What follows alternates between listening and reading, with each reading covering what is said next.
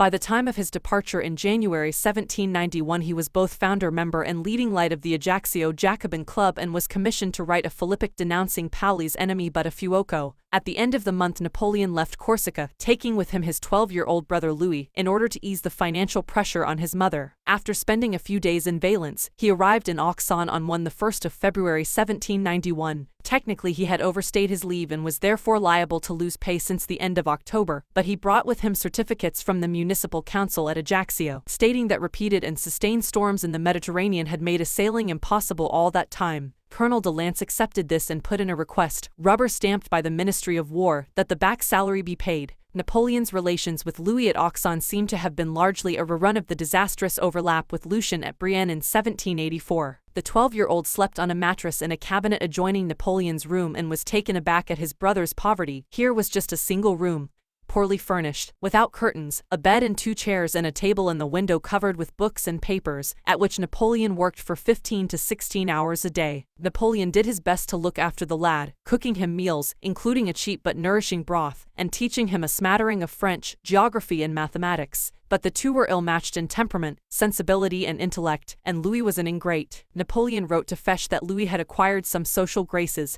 and was a favorite with women, who wanted to mother him, but Louis himself hinted in a letter to Joseph that he hated it at Auxonne and wanted to go home. If Napoleon still retained his favor with Dutheil and his regimental colonel, he seems by his newfound Jacobin sympathies to have alienated the largely royalist officers in the mess. After one particularly acrimonious altercation, a group of his brother officers tried to throw him in the Saône. This was reported to the commanding officer, who did his best to pour oil on troubled waters. Perhaps for this reason he was judiciously kicked upstairs with a promotion to first lieutenant, and a transfer at the beginning of June to the 4th Artillery Regiment at Valence. Another factor in Napoleon's transfer was the general reorganization of artillery following a decree of the National Assembly in early 179 to break down the old allegiances and substitute rational solidarity with the new regime. The Assembly abolished the names of regiments, which were henceforth to be designated only by numbers. The Lafayette became the 1st Regiment. Napoleon's new regiment, the 4th, was formerly known as the Grenoble Regiment. Napoleon once again showed himself scarcely to be a man of the new rationalistic ideology of the Revolution, for he had a powerful sentimental attachment to the Lafayette, and even petitioned to stay where he was. But the order was confirmed, so on the 14th of June he left Auxonne. He arrived in Valence on 6 June and took his old room with Milebou. Once again he tried to involve Louis in his ambitions as a polymath, introducing the boy to astronomy, law, statistics, English politics, Merovingian history and the writings of Racine, Corneille and Rousseau. Yet Napoleon could not quite be the recluse of old, for the pace of events at Paris was forcing all army officers to decide where they stood politically. 4 days after Napoleon joined his new regiment at Valence, Louis XVI was involved in the disastrous flight to Varennes, which was the beginning of the end for the monarchy. As a result of the Varennes imbroglio, all army officers were compelled to take a new oath, to the new constitution and the National Assembly, to maintain the constitution against all enemies internal and external, to resist invasion and to obey no orders except those validated by the Assembly's decrees. The oath had to be written by each officer in his own hand and signed by him.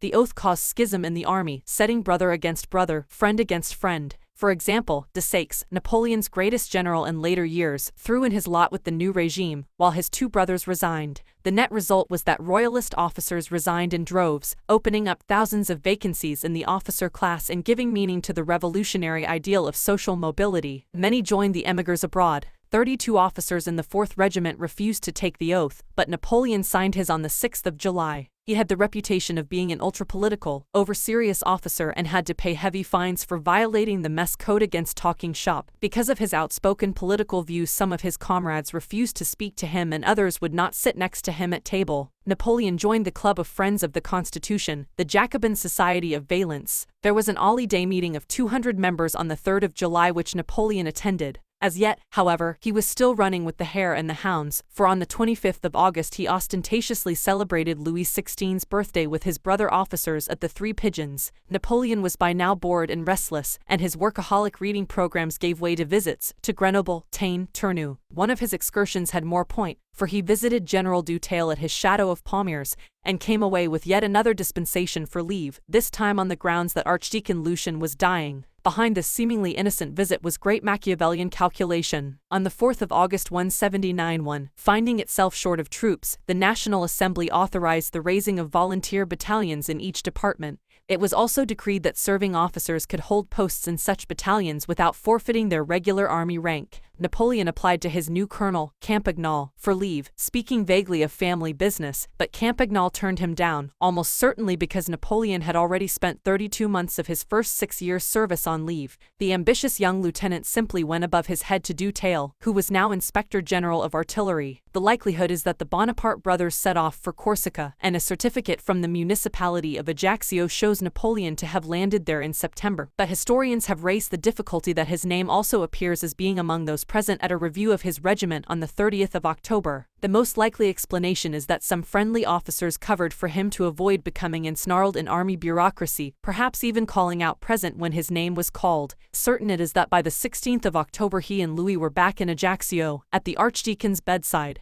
There is an apocryphal sound to the story in Joseph's memoirs that the dying Lucian said, "Napoleon, you will be a great man," and then bade Joseph defer to him. On the other hand, Napoleon did later refer to the deathbed scene as like Jacob and Esau. But there was nothing mythical or apocryphal about the money Lucian left the Bonapartes. The old miser, who was said to keep a chest of gold coins under his bed which he claimed was not his but the church's, left a significant amount of money. By the end of 1791, Napoleon and Joseph were co-owners of a house and a vineyard in the environs of Ajaccio. In addition, Napoleon estimated he spent 5,000 francs getting himself elected as lieutenant colonel and second in command of a regiment of Corsican volunteers in 1792 in an episode which merits further examination for the light it throws on Napoleon the Machiavellian. Napoleon's release from abject poverty in late 1791 launched him into the final phase of his abortive career as a Corsican politician. What kind of political views did the ambitious first lieutenant hold at this juncture, itself a turning point in the wider French Revolution? To establish this we must examine the copious writings he churned out in the period. 1786. What becomes clear is that Napoleon wrote under a dual stimulus. He was still a fanatical Corsican nationalist and partisan of Paoli whom he worshipped only just this side of idolatry, and he took his immediate inspiration from his undisciplined and eclectic reading. The 1786 composition Sur le Suicide reveals a mixture of Napoleon as fervent Paulista and young Werther. It evinces a hatred of France and his immediate physical surroundings, a barely suppressed eroticism and a ruthless desire for pleasures either forbidden or unaffordable, a thirst for fame and, as ever with the young Napoleon, the gallery touch. Napoleon so far seemed to have derived from his reading of the classical authors only the tawdry tricks of fustian rhetoric, as in the following: Frenchmen, not content with bereaving us of all we cherish, you have, besides, corrupted our morals. His next significant composition was Sur Amour de Patrie, written in Paris in 1787. The basic notion of love of a fatherland is illustrated entirely from antiquity, or the history of Corsica, and France features merely as the personification of hubris or overweening ambition. But the most significant thing about this essay is that it was composed just 5 days after he lost his virginity to the Breton prostitute in the Palais Royal. Napoleon's guilt about sexuality is evident, for he pitches into modern woman and suggests that the female sex should emulate the women of Sparta. You, who now chain men's hearts to your chariot wheels, that sex whose whole merit is contained in a glittering exterior, reflect here upon your triumph and blush at what you no longer are. This essay is a priceless clue to Napoleon's inner psychic development. In Thrall to a Mother complex, Napoleon clearly found the encounter with the prostitute traumatic, as it threatened his ties to Letizia. At the unconscious level, therefore, the Spartan matron content to see her dead son brought home on a shield is conflated with the idealized picture of the Spartan Letizia carrying Napoleon in the womb while fleeing in the Maquis. Usually, however, the spur for Napoleon's writings lay nearer the surface, in the books he had just devoured. His taste in reading was Catholic, embracing a historical novel about Alcibiades, the back-toniture novel La Chaumière Indienne by Bernardin de Saint-Pierre, a popular psychology book The Art of Judging Character from Men's Faces by Jean-Gaspard Lavater, Buffon's Histoire Naturelle, Marigny's History of the Arabs, Voltaire's Essai sur les M11, Roland's Ancient History, Lavaux's Biography of Frederick the Great, Plato, Machiavelli and Cox on Switzerland. The famous example of dramatic irony, which all biographers comment on, occurred when he was perusing the Abbe d'Iacquois' Geography, and wrote in his notebook St. Helena, Small Island. He was at one time totally absorbed in John Barrow's History of England and made 100 pages of manuscript notes on it. Some critics of Napoleon say that he read too many second-rate authors, who simply put the reader through a series of paradoxical hoops in the 18th century manner, and produced a warped view of the world and historical events. But we should remember that he was also reading Montesquieu, Corneille, Plutarch, Adam Smith and other classics at the same time, so this thesis cannot be pushed too far. A more interesting study is the use to which Napoleon put his omnivorous reading in his own writings. His early short story, Le Masque Profite, derives heavily from Marigny's History of the Arabs, and the ghost story, Le Conte d'Essex, set in England in 1683, relies wholly on Barrow's history, another piece of fiction, inspired by his research for the projected history of Corsica, and containing a very strong subtext of support for the island's code of honor, was the romantic horror story he began to write in 1789 entitled Nouvelle Corse, ostensibly a fantasy of utopia on a desert island. It is actually a grand Guignol catalogue of murder and atrocity, where Frenchmen are slaughtered in droves because of an oath of vendetta. The story ends after 8 pages, leaving critics to wonder how Napoleon could possibly have topped his opening, which, in its absurdity, reminds one of the Goldwineism, start with an earthquake and build up to a climax. In many ways Napoleon's non-fictional output is even odder. The letters of Buttafuoco, written on the 23rd of January 179 reveal him as, at this stage of his life, a very unsubtle propagandist. He simply accuses the Corsican-born field marshal of treason, and then produces a feeble version of Cicero or Demosthenes in full flight. 0 Weymouth, 0 Robespierre, 0 Petion, 0 Volney, 0 Murraybow, 0 Barnave, 0 Bailey, 0 Lafayette. This is the man who dares to sit beside you, drenched in the blood of his brothers, tainted with every sort of crime. He dares to call himself the representative of the nation, he who sold it. Paoli, whether through annoyance at the over-the-top style or because Napoleon had mentioned representatives who sat on the left wing of the assembly, wrote curtly to Joseph, "I have received your brother's pamphlet." It would have been more impressive if it had said less and been less partisan. But 179 saw a more important work, for the Academy of Lions offered a prize of 1,200 livres for an essay answering the question, what are the most important truths and feelings to instill into men for their happiness? During the long periods of leisure at Auxonne and Valence in the spring and summer of 179 the talented young lieutenant got down to work. Although Napoleon did not win the prize, Napoleon's 40-page dissertation is an invaluable source for his political views as he passed his 22nd birthday. Napoleon's basic tenet that morality is a function of freedom is simply a réchauffé of Rousseau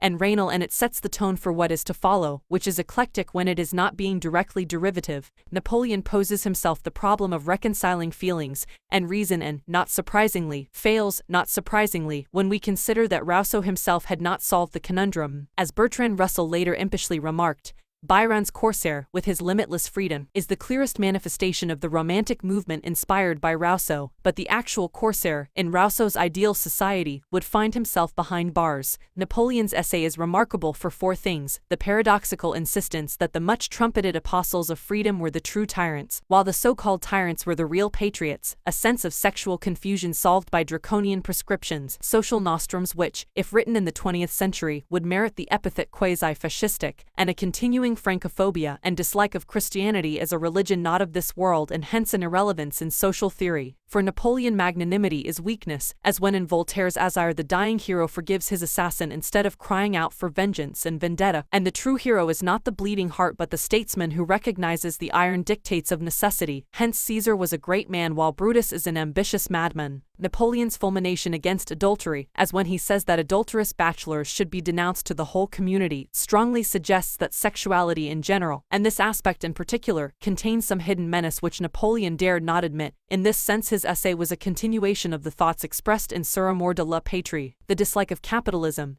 and preference for traditional, medieval types of society, which is such a feature of modern fascism, is clearly on view in Napoleon's contempt for documentary title over customary right as the key to ownership of land. What are those the title deeds of such gentry? Mine are more sacred, more irrefutable, more universal. They reveal themselves in my sweat, they circulate with my blood, they are written in my sinews, my heart, indispensable to my existence, and, above all, to my happiness. Coursing through the essay is the Rousseauesque conviction that Corsica was the acme of social and moral achievement. Scholars may dispute the fine points, but it is possible to discern for the first time a slight ebbing in the hitherto overt Paoli mania. One factor may have been the snub Napoleon received from the great man while he was writing the Lyons essay. On the 14th of March 1791 Napoleon sent some chapters of his history of Corsica to Paoli and requested his help in getting access to certain documents that would make the projected history better grounded in unpublished sources. This was a fairly simple favor to ask, as Paoli's word on such a matter was tantamount to a command. But Paoli rebuffed the young man brutally, scouting the entire enterprise and writing curtly, "Youth is not the age for writing history." The career of the young Napoleon and his early writings alert us to contradictory aspects of his personality that he never succeeded in integrating. The most obvious contradiction was that between the mathematician and the romantic dreamer, Napoleon was a devotee of science and believed in bringing logic and mathematical clarity to bear on problems. He also had a Gradgrind-like appetite for facts. In his early notebooks he lists the 40,000 letters de cachet issued by Cardinal Fleury between 1726–43, Mohammed's 17 wives, Sulayman's consumption of meat, and so on. This passion for encyclopedic knowledge and exact science collided with a countervailing current of extreme irrationality.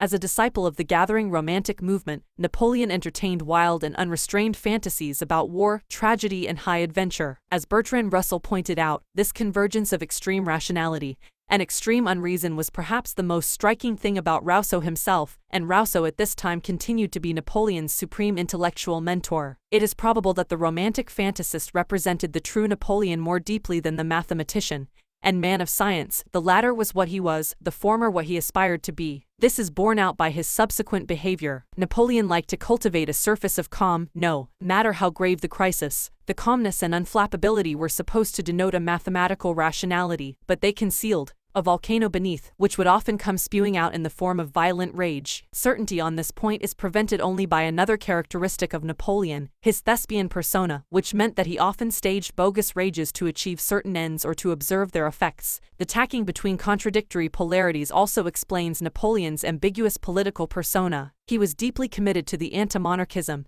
and the anti-clericalism of the French Revolution, yet had a visceral attraction for the hierarchical order of the ancient regime. Harsh critics said Napoleon was so keen to get to Corsica on leave in 179 because he had worked out that his career prospects were better there. Naturally, there is a lot of truth in this, but it is also probable that Napoleon felt paralyzed by the contradictory political impulses afflicting him in France in 1791 and wanted to escape to Corsica to solve the dilemma. Overlaying Corsican culture with the values and ideology of Rousseau, and the Enlightenment was bound to create confusions and contradictions. Some point to the conflict between Napoleon's shameless indulgence of the Bonaparte family and his claim to represent modernity and reason, and conclude that the extreme irrationality noted above was the Corsican legacy, with France contributing the revolutionary cult of reason. But the contradictions in Napoleon's thought and behavior persisted long after he had jettisoned Corsica and all its works, so it may be that Napoleon's traditional manifestations, the hatred of anarchy, the fear of the mob, the strong family feeling, simply meant that his heart was with the ancient regime even if his brain was with the revolution. The deepest obstacle to Napoleon as a man of the revolution always remained his profound pessimism about human perfectibility, and his conviction that human beings were fundamentally worthless. The final aspect of the young Napoleon worth dwelling on is a continuing uncertainty about sexual identity. This part of the early record is particularly murky. In 1789, at Auxonne, Napoleon is said to have asked for the hand in marriage of one Mainska Pilot, stepdaughter of a wealthy timber merchant. Since Napoleon had no worthwhile prospects at this time and his suit was unlikely to be entertained by a wealthy bourgeois family, it may be that if such an overture was made, it was made, unconsciously at least, so that it would be rejected and Napoleon could continue to regard himself as a perfect Ishmael. Another puzzling liaison from these early years is the friendship he allegedly struck up with a Corsican sculptor 9 years his senior, Joseph Siraki by name. Certain students of Napoleon, Belloc among them, have hinted that the relationship was homosexual, and that the young Bonaparte was therefore fundamentally bisexual in orientation. All we know for certain is that Siraki tried to renew the acquaintance when Napoleon was famous, that he was rebuffed, turned against his old friend and was eventually executed for conspiracy in 1802. However, it seems likely that Napoleon's sexual difficulties lay along quite other lines, which involved the island of his birth. The key psychological moment that saw the birth of the mature Napoleon was the traumatic denouement of the Corsican saga in 1792–93.